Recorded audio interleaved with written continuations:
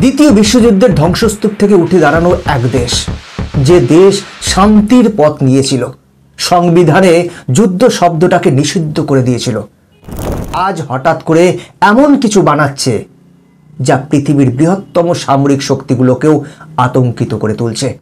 কিন্তু কেন? জাপান কি আবার তার পুরনো ছায়ায় ফেরত যাচ্ছে, নাকি কোনো মহাযুদ্ধে নামার শেষ প্রস্তুতি নিচ্ছে?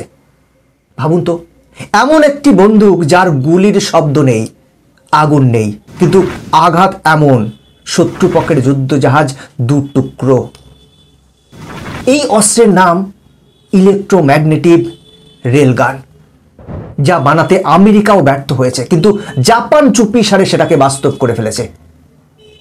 বন্ধুরা, এখানেই কিন্তু ভয় শেষ নয়। স্টার ওয়ার্সের মতো মহাকাশ থেকে আঘাত আনতে পারে এমন অস্ত্র এখন জাপানের হাতে। এগুলো কি শুধুই প্রতিরক্ষার জন্য, নাকি এর পেছনে লুকিয়ে আছে এমন এক পরিকল্পনা যা প্রকাশ পেলে বিশ্ব শক্তির ভারসাম্য বদলে যাবে? কোন শত্রু এত শক্তিশালী যে শান্তির প্রতীক জাপানকে আবার অস্ত্র ধরতে বাধ্য করল? বন্ধুরা, এটাই আমরা আজ বিস্তারিত আলোচনা করব। আর আপনি যদি এই গল্পের শেষটা না জানেন, তাহলে আজকের বিশ্ব রাজনীতি সম্পর্কে আপনার ধারণাই অসম্পূর্ণ থাকবে। সুতরাং ভিডিওটা শেষ পর্যন্ত দেখুন। নমস্কার, আমি গৌতম আছি আপনাদের সাথে, আর আপনি দেখছেন পঞ্চনামা উইথ ফ্যাক্ট। বন্ধুরা, ভিডিওটা শুরু করার আগে আপনাদের কাছে একটি ছোট্ট অনুরোধ। এই ধরনের ভিডিওগুলো বানাতে আমাকে এবং আমার টিমকে যথেষ্ট পরিশ্রম করতে হয়, তাই একটি লাইক করে চ্যানেলটিকে সাবস্ক্রাইব করে পাশে থাকুন। তাহলে চলুন শুরু করা যাক। একটা সময় ছিল যখন জাপানের মতো আগ্রাসী সাম্রাজ্যবাদী জাতি খুব কম ছিল। দ্বিতীয় বিশ্বযুদ্ধের সময়কার জাপানি সামরিক বাহিনীকে ইতিহাসের সবচেয়ে নৃশংস এবং অত্যাচারী সেনাবাহিনী হিসেবে গণ্য করা হতো। 1940-এর দশকে জাপানি সেনাবাহিনী কেমন ছিল তা জানার জন্য কয়েকটি ঘটনা যথেষ্ট। প্রথমত, চীনের নাংজিং ম্যাসাকার। মাত্র 6 সপ্তাহের মধ্যে জাপানি সেনারা নারী এবং শিশুদের উপর লুটপাট চালায়, ধর্ষণ করে এবং লক্ষ লক্ষ মানুষকে হত্যা করে। দ্বিতীয়ত, মৃত্যু মিছিল মানে ডেথ মার্চ। অস্ট্রেলিয়ান যুদ্ধবন্দীদের দীর্ঘ পথ হাঁটতে বাধ্য করা হতো, এবং যদি কেউ ক্লান্ত হয়ে পড়ে যেত তাকে সঙ্গে সঙ্গে গুলি করা হতো। এবং আমরা কিভাবে ভুলতে পারি কামিকাজে যোদ্ধাদের? এই ছবিটা দেখুন। এটি হলো ইউএস এর দ্বিতীয় বিশ্বযুদ্ধের সময়ের এয়ারক্রাফট ক্যারিয়ার ইউএস এর বাংকার হিল। আর এরা হলো কামিকাজে পাইলট, যাদের কাজই ছিল ক্ষেপণাস্ত্র বোঝাই বিমান নিয়ে ইউএস এর বাংকার হিলের উপর আত্মঘাতী হামলা চালানো। সেই সময় সাম্রাজ্যবাদী জাপানের কাছে এমন আত্মঘাতী বোমারু পাইলটদের একটি বিশাল বাহিনী ছিল। জাপানের এই সাম্রাজ্যবাদী আকাঙ্ক্ষা চীন, ইন্দোনেশিয়া, কোরিয়া, ফিলিপিন, ব্রিটিশ এবং অস্ট্রেলিয়া সহ লক্ষ লক্ষ মানুষের মৃত্যুর কারণ হয়েছিল। এই নৃশংসতা চলতে থাকে যতক্ষণ না হিরোশিমা এবং নাগাসাকির পারমাণবিক বিস্ফোরণ ঘটে। মাত্র এক ধাক্কায় 1 লক্ষের বেশি জাপানি মারা গিয়েছিল। জাপান বিশ্বের একমাত্র দেশ যারা প্রথম পারমাণবিক যুদ্ধ প্রত্যক্ষ করেছিল। সেই ভয়াবহ দুর্ঘটনার পর জাপানি সামরিক বাহিনীর প্রকৃতি চিরতরে পাল্টে যায়। আপনি যদি জাপানের প্রতিরক্ষা বাহিনীর একটি বিজ্ঞাপন দেখেন এবং এর বিপরীতে আমেরিকা কিংবা ভারতীয় সেনাবাহিনীর বিজ্ঞাপন দেখেন, তাহলেই আপনি স্পষ্ট পার্থক্য দেখতে পাবেন। যেখানে অন্যান্য দেশের সশস্ত্র বাহিনীকে ভয়ঙ্কর যোদ্ধা হিসেবে তুলে ধরে, সেখানে জাপান তাদের প্রতিরক্ষা বাহিনীকে বিজ্ঞাপনে তুলে ধরে বেবি পিঙ্ক রঙে এবং শান্তি বা পিসের মতো শব্দ ব্যবহার করে। এই শান্তির মূল কারণ নিহিত আছে জাপানের সংবিধানে। আত্মসমর্পণের পর আমেরিকা জাপানকে নিয়ন্ত্রণ করতে একটি নতুন সংবিধান তৈরি করেছিল। এই সংবিধানে ইউএসএ একটি বিশেষ বিধান যুক্ত করে, আর্টিকেল 9। এই অনুচ্ছেদের অধীনে জাপানের কোনো ধরনের যুদ্ধ করার বা কোনো সামরিক শক্তি প্রয়োগের অধিকার নেই। জাপান নিজের স্থল, সমুদ্র বা আকাশপথে কোনো সামরিক বাহিনী রাখতে পারবে না, এমনকি কোনো আক্রমণাত্মক অস্ত্রও রাখতে পারে না। তাহলে জাপানের নিরাপত্তার দায়িত্ব কার? উত্তর হলো আমেরিকা। আমেরিকা জাপানকে সম্পূর্ণভাবে নিজেদের উপর নির্ভরশীল করতে চেয়েছিল। এর জন্য জাপান এবং আমেরিকার মধ্যে স্বাক্ষরিত হয়েছিল দ্য মিউচুয়াল সিকিউরিটি ডিল। এই চুক্তির মাধ্যমে আমেরিকা জাপানকে আশ্বস্ত করে যে জাপানের নিরাপত্তার দায়িত্ব তারা নেবে এবং জাপানকে নিজেদের সেনাবাহিনী রাখার প্রয়োজন নেই। ফলস্বরূপ আজও আমেরিকার প্রায় 80টি সামরিক ঘাঁটি, 50,000 সৈন্য জাপানে মোতায়েন রয়েছে। এই চুক্তির কারণে জাপানি নেতারা মনে করেছিলেন যে যখন আমেরিকার মতো শক্তিশালী সামরিক বাহিনী তাদের সুরক্ষার জন্য আছে, তখন আলাদাভাবে প্রতিরক্ষার এত বিপুল অর্থ খরচ করার কি প্রয়োজন, এবং এই বিনিয়োগকে তারা তাদের শিল্প, প্রযুক্তি এবং অর্থনৈতিক উন্নয়নে ব্যবহার করতে লাগে। দ্বিতীয় বিশ্বযুদ্ধের পর জাপানের নেতারা জাতীয় নিরাপত্তার পরিবর্তে অর্থনৈতিক প্রবৃদ্ধিকে অগ্রাধিকার দিয়েছিল। এর ফলস্বরূপ আজ আমরা জাপানের ইলেকট্রনিক্স এবং স্বয়ংক্রিয় শিল্পে বিশাল উন্নতি দেখতে পাই। জাপানের নিজস্ব একটি আত্মরক্ষা বাহিনী আছে, সেলফ ডিফেন্স ফোর্স, কিন্তু মূল শব্দ হলো আত্মরক্ষা। এর মানে হলো তারা কখনো আক্রমণ করতে পারে না। উদাহরণস্বরূপ, যখন আমেরিকা আফগানিস্তানের সন্ত্রাস বিরোধী যুদ্ধ করছিল, জাপানও সেখানে সহযোগিতা করেছিল, সৈন্য পাঠিয়েছিল, কিন্তু জাপানের সেই প্রতিরক্ষা বাহিনী সেখানে গিয়ে শুধুমাত্র পরিবহন, জ্বালানি সরবরাহ এবং লজিস্টিক্যাল কাজই করতে পেরেছিল। ইতিহাসে সম্ভবত এই প্রথম কোনো সামরিক দল এমন একটি যুদ্ধে অস্ত্র বা গোলাবারুদ ছাড়াই কেবলমাত্র সরবরাহ এবং পরিবহনের কাজ করেছিল। কিন্তু গল্পের মোড় ঘুরে যায় যখন জাপানের প্রাক্তন প্রধানমন্ত্রী শিনজো আবে এই রূপান্তর ঘটান। 2012 সালে তিনি বিপুল সংখ্যাগরিষ্ঠতা নিয়ে প্রধানমন্ত্রী হন এবং তার মূল লক্ষ্য ছিল জাপানের জাতীয় নিরাপত্তা জোরদার করা। তিনি জাপানকে আবার শক্তিশালী করার জন্য অনেক বড় পদক্ষেপ নেন। তিনি জাপানের আত্মরক্ষা বাহিনীর শক্তি 50,000 থেকে বাড়িয়ে 2,50,000 করেন। তিনি ইন্দো প্যাসিফিক অঞ্চলের চীনের আধিপত্য কমাতে আমেরিকা, অস্ট্রেলিয়া এবং ভারতের সাথে মিলে কোয়াড অংশীদারিত্ব তৈরি করেন। শিনজো আবে সরকার সংবিধানের আর্টিকেল 9-এ এমন বৈপ্লবিক পরিবর্তন এনেছিলেন যার মাধ্যমে জাপান এখন সম্মিলিত প্রতিরক্ষা ক্ষেত্রেও নিজেদের বাহিনীকে মোতায়েন করতে পারে। এর অর্থ হলো, যদি তাদের কোনো মিত্র দেশ যুদ্ধে জড়িয়ে পড়ে বা জাপানের উপর আক্রমণ করা হয়, তবে জাপানি সেনাবাহিনী নিজেদের সুরক্ষার জন্য পাল্টা আক্রমণ করতে পারে। তিনি জাপানকে 1000 যুদ্ধবিমান, 48টি ডেস্ট্রয়ার এবং সাবমেরিনের একটি নিজস্ব অস্ত্রাগার তৈরি করতে সাহায্য করেন। এমনকি তিনি আমেরিকার থেকে অত্যাধুনিক অস্ত্র কেনেন, যেমন ফাইটার জেট, মিসাইল ইন্টারসেপ্টর, এগুলো আমদানি করেন। তার শাসনকালেই জাপান ইউএস স্টেলথ ফাইটারের সবথেকে বড় আমদানিকারক বা ক্রেতা হয়ে ওঠেন। ব্রিটেন এবং ফ্রান্সের মতো শক্তিশালী সামরিক দেশগুলিকে পেছনে ফেলে জাপান 6ষ্ঠ বৃহত্তম প্রতিরক্ষা ব্যয়কারী দেশ হয়ে ওঠে। যদিও দুর্ভাগ্যবশত 2020 সালে শিনজো আবে পদত্যাগ করেন এবং 2022 সালের জুলাই মাসে তিনি আত্মতায়ীর হাতে নিহত হন। তবে আজও শিনজো আবের উত্তরসূরিরা তার রেখে যাওয়া নীতিকেই এগিয়ে নিয়ে চলেছেন। বর্তমানে রিপোর্ট অনুযায়ী জাপান তাদের প্রতিরক্ষা বাজেট দ্বিগুণ করতে চলেছে।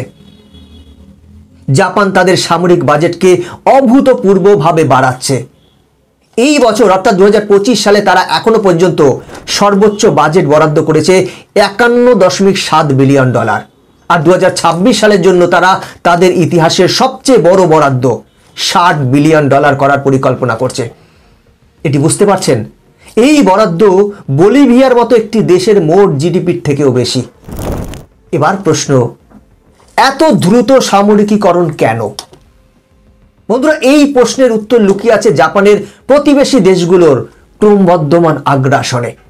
জাপান আজ 3 দিক থেকে শক্তিশালী সামরিক হুমকির সম্মুখীন: উত্তর কোরিয়া, চীন এবং রাশিয়া। এই 3 শক্তি জাপানের উপর আধিপত্য বিস্তার করার চেষ্টা করছে। উত্তর কোরিয়া দীর্ঘকাল ধরে জাপানের জন্য গুরুতর উদ্বেগের কারণ। যেমন এই ছবিটা দেখুন, এটি 13 বছর বয়সী একটি জাপানি মেয়ে যাকে উত্তর কোরিয়া অপহরণ করেছিল, আর সে এখনো ফিরে আসেনি এবং তার কি হয়েছে তা কেউ জানে না। সবচেয়ে ভয়াবহ বিষয় হলো, সে একা ছিল না। উত্তর কোরিয়া ক্রমাগত এভাবে জাপানি নাগরিকদের অপহরণ করে যাচ্ছে। তারা হয় কাউকে গুপ্তচর বানিয়ে দক্ষিণ কোরিয়ায় পাঠিয়ে দেয়, অথবা তাদের পরিচয় লুকিয়ে সেই পরিচয় দিয়ে নিজেদের এজেন্টদের দক্ষিণ কোরিয়ায় গুপ্তচর হিসেবে পাঠায়। ভুলে গেলে চলবে না, উত্তর কোরিয়া কিন্তু একটি পারমাণবিক শক্তিধর দেশ। সম্প্রতি উত্তর কোরিয়া একটি ক্ষেপণাস্ত্র পরীক্ষা করেছিল, যা সরাসরি জাপানের উপর দিয়ে প্রশান্ত মহাসাগরে গিয়ে পড়ে।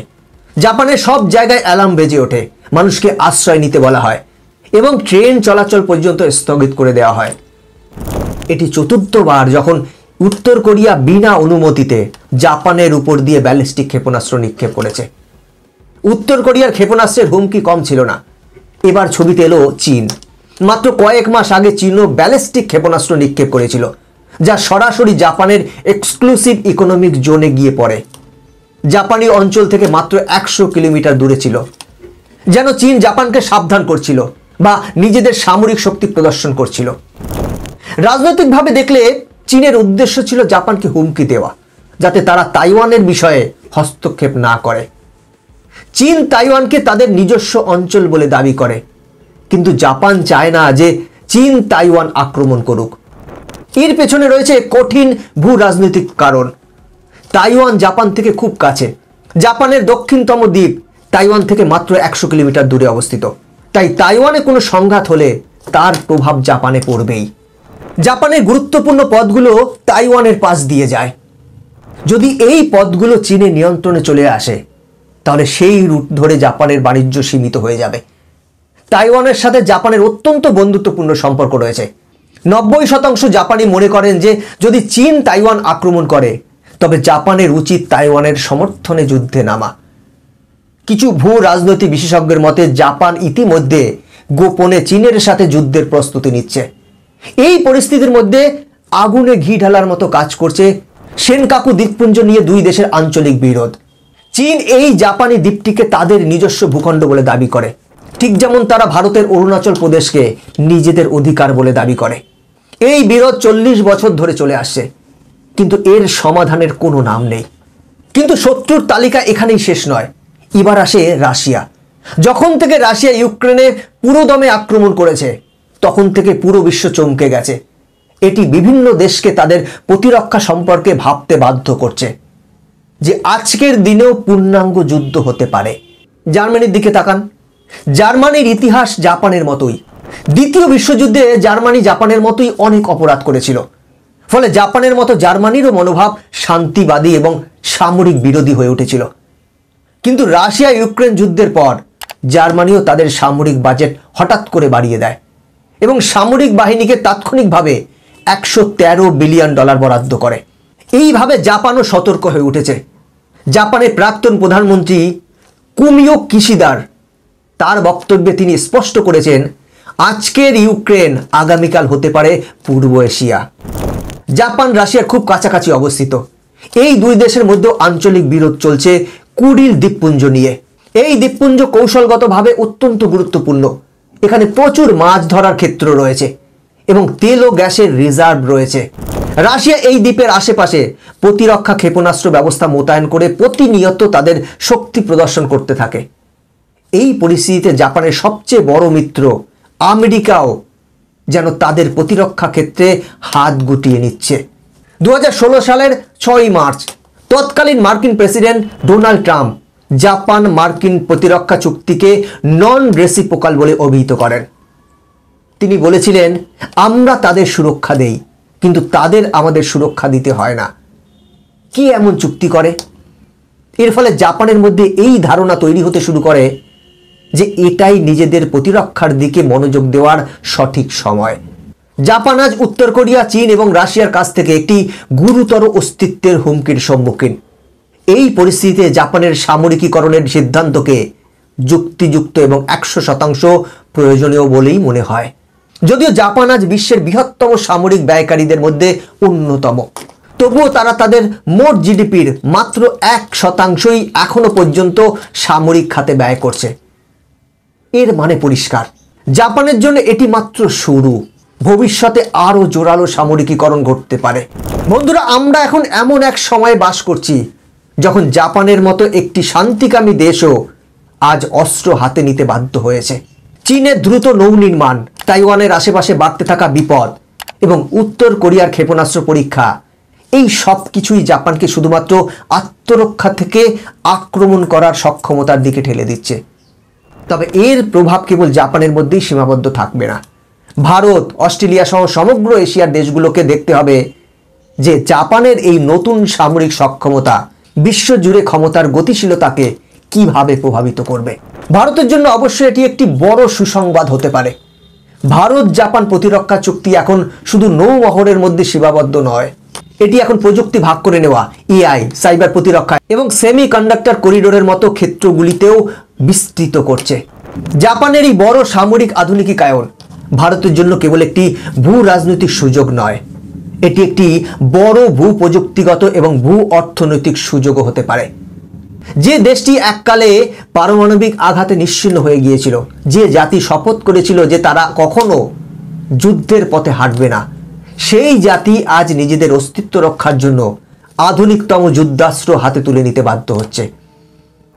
আমরা এক নতুন বিশ্ব ব্যবস্থার দোরগোড়ায় দাঁড়িয়ে আছি, যেখানে শান্তিকামী দেশগুলো নিজেদের প্রতিরক্ষার জন্য সর্বাত্মক প্রস্তুতি নিচ্ছে।